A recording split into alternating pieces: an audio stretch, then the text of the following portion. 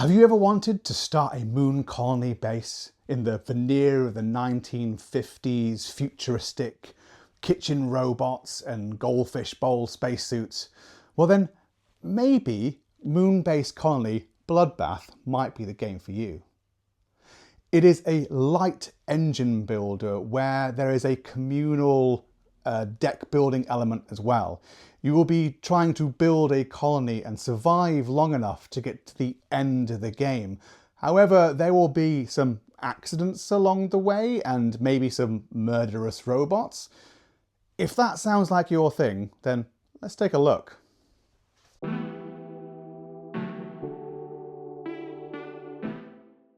Your goal is to build a moon colony base and have it survive long enough with colonists in it to reach the end of the event deck, where you will get your instruction manual. You will be doing this by drawing cards from the progression deck. This dictates what you do throughout the game, what actions you can perform, and any casualties that might happen along the way. One of the main cards you're going to come across is the work card. There are 4 of these in the deck and you have 4 actions to perform each round.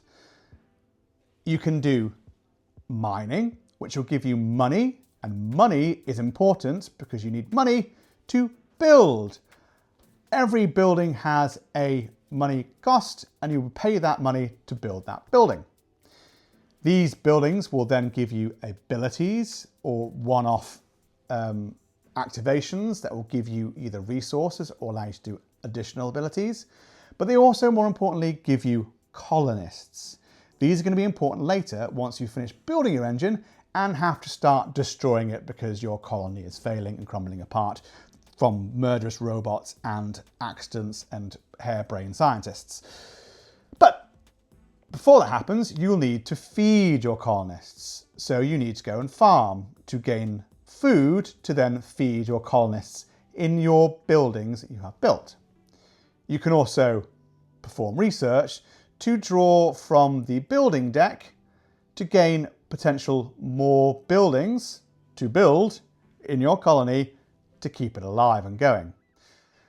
You can also restock. These allow you to place boxes on your buildings, which can then be used for certain abilities on those buildings or through other events or other twists in the game as well. The next common card you're probably going to come across is the Trouble, which adds one of the event cards into the progression deck. This is obviously your inevitable goal because you want to get to the 13th event. But these events aren't walk through the parks.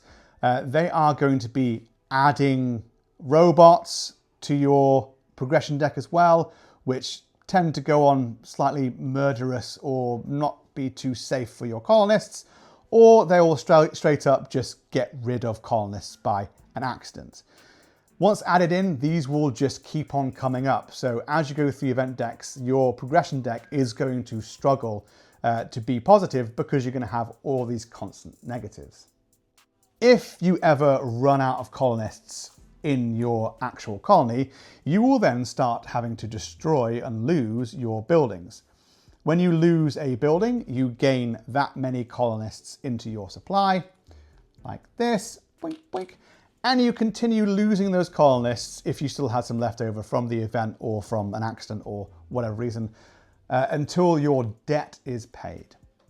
If you ever have no colonists and you have no more buildings, you have failed as a colony and the game ends.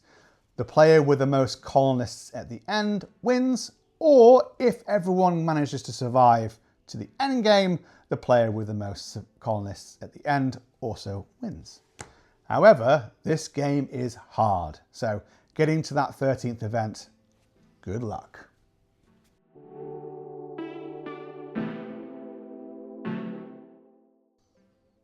So what works?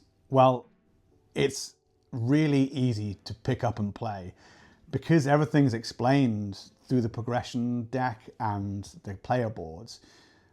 When I first played this, I briefly went through the instruction manual and looked through the first 3 pages, which is all the rules explained.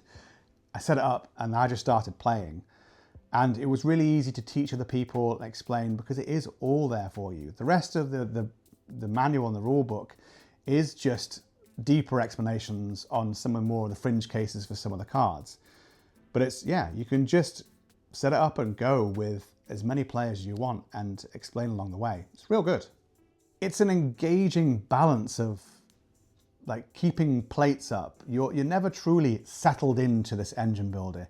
You never have anything fully set up because as you are about to set it up, then a big accident happens, an event happens, which then causes you to rethink your strategy, or you have to lose one of your crucial buildings.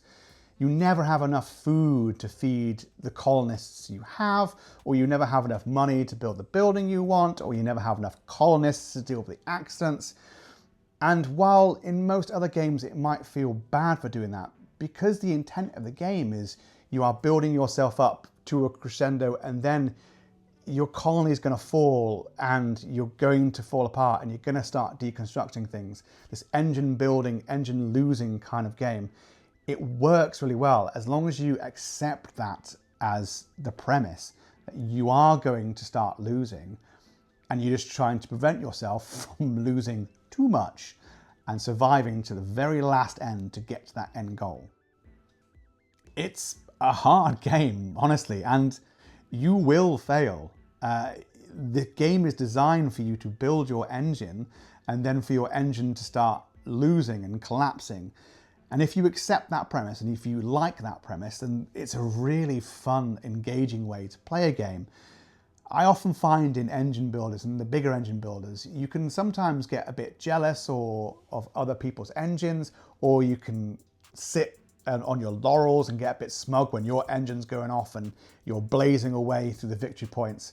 While in this game, you share in the despair of the failure of your engine, not being able to hit those big heights of all the big combos. And you look to your other players and they're all just losing colonists and losing their buildings. And it's a fun delight to have this kind of like collapsing, destroying colonies all together. And that, yeah, I mean, the best way to say it is that shared despair. So it really sums it up perfectly. The communal kind of progression deck and the deck building side of this is a really nice, interesting mechanic because it both acts as a turn tracker, but also it adds tension into the game because you know what's in that progression deck because everyone's added all those cards in. You know there are only 4 action cards. You know there are going to be 2 trouble cards that will add more bad things in later. You know there's that murderous robot around there that's going to make you lose 6 colonists each time it comes up. You know all these things, but in what order are they coming up? And that's where the tension and the fun comes, and I think is a really smart mechanic. Do you need to spend that action that you've just drawn to farm so you can have enough food for your colonists for the inevitable hunger card that's going to come up? Or is it worth building that building first so that when you do farm, you get more food so that next time you don't have to farm it? There are loads of little decisions like that in this game because of the progression deck that make it really engaging for all the players around.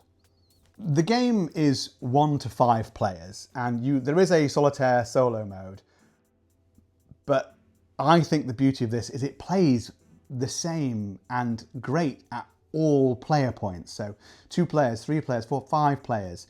Because there isn't much player interaction and most turns are done simultaneously, with a couple of exceptions of if you want to be a bit coy with some of your buildings and kind of like reveal them later, you can play this simultaneously and just keep on drawing cards and making sure everyone's done what they needed to do, which means the play time is always going to be quite low. Yes, it's rated at like 45 minutes.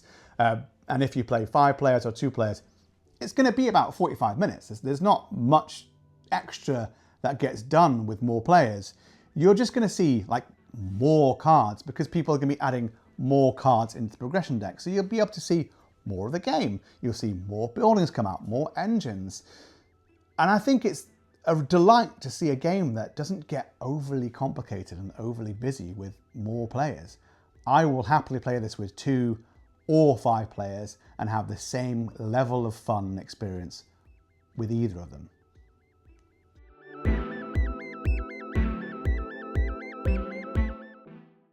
So what doesn't work so well? There is a severe lack of player interaction. You don't do too much or anything to other players at all. And I'm not saying that's generally a negative thing. I like a little bit of player interaction, and there is some when it comes to everyone adding into the same communal progression deck. But there were points during the game where I had to stop and go, oh, what did you do on your turn? Oh, you've built that and you've done this. How was your colony doing? And while seeing that as a negative, it's actually kind of a fun thing to do because you're so focused on your colony and trying to keep it survive. It is nice to look at someone else's colony and seeing them fail as much as you are. And I think, I've said it before, that like shared despair is what sums up this game for me so well, because you want to look at other people's colony rather than in other engine builders. You will look up and go, oh, he's doing really well. That's all working really well. You're looking at others and going, oh, you're doing just as bad as me. And while it can be a negative for some players and some people, I kind of enjoy it. There is a lot of building cards, and that means there is a lot of randomness when it comes to building your engine. There's no market where you get to pick things from. You are just doing research actions to draw cards blindly and then choose which ones you want to play. There are cards in here as well that force you to discard cards as well. And sometimes I found myself with no building cards at all unless I forced myself to research. It does add to the hardness of the game, but I felt it was a little too random for me to satisfyingly get my engine built enough before it started collapsing. So I would prefer maybe a bit of a market going on where I could at least see which cards and pick them from there. I don't know. But that was too much randomness. On the flip side of things, there wasn't enough randomness with the event cards with me. The game feels like a challenge to be completed, and the event cards are that challenge. You need to get to 13, and these are all numbered 1 to 13. You are going to be drawing these out the same way each time. If you like that challenge and you manage to complete it, amazing, fantastic. However, once you complete that, which I haven't done yet, I don't know how I feel about playing it again now that I've completed it, as it were, and solved that challenge. Maybe if there'd been a separate deck of event cards that you could randomly choose and mix in and create a unique challenge each time, that might have been better for me. But right now, that's one of the weakest parts, because every time I played it, it felt like I was tackling the same challenge rather than a different challenge each time I played the game. And that just is a little niggle for me.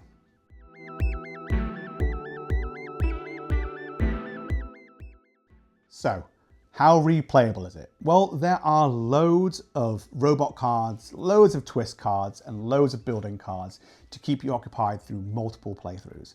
As I already mentioned, the event deck is the one thing that I have a little quibble over when it comes to replayability. At the moment, I haven't completed the challenge of all 13 events, so I'm still happy to carry on playing this. What would happen once I eventually get to that 13th challenge and complete it? I'm not quite too sure. I maybe want to play it one more time and complete it. And that is plenty enough playtimes for a board game of this kind of size.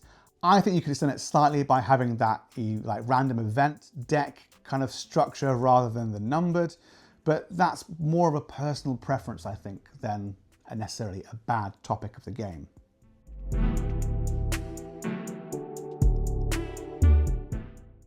When it comes to the artwork and the tokens, all of the cards, the tokens have a really high quality about them, a nice kind of like matte sheen to them, a bit of a slight sheen. The artwork is on point for that 1950s, like optimistic, futuristic and unstable science kind of aesthetic. So if that's your vibe, then this fits into that theme perfectly.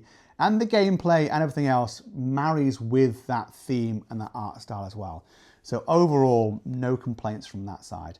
The instruction manual is nice and clear as well, and they have all the examples and further descriptions of how the cards work in there as well for references.